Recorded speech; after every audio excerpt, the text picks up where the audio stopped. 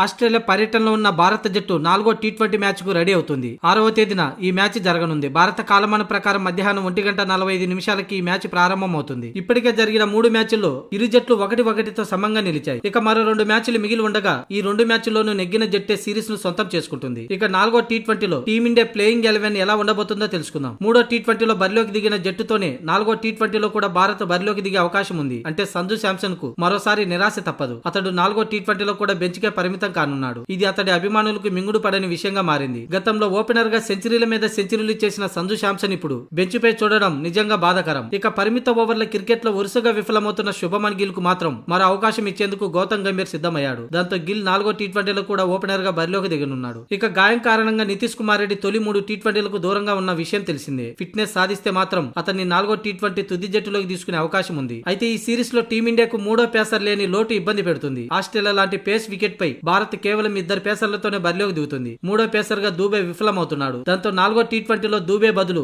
నితీష్ కుమార్ రెడ్డి తుది జట్టులోకి తీసుకునే అవకాశం ఉంది. ఇక 3వ టీ20లో బ్యాట్ తో మెరిసిన వాషింగ్టన్ సుందర్ 4వ టీ20లోనూ ఆడనున్నాడు. మొత్తంగా అంచనా ప్రకారం తుది జట్టు ఇది. శుభమన్ గిల్, అభిషేక్ శర్మ, తిలక్ వర్మ, సూర్యకుమార్ యాదవ్, జితేష్ శర్మ, శివన్ దూబే లేక నితీష్ కుమార్ రెడ్డి, అక్షర్ పటేల్, వాషింగ్టన్ సుందర్, హర్షదీప్ సింగ్, వరుణ్ చక్రవర్తి, బుమ్రా.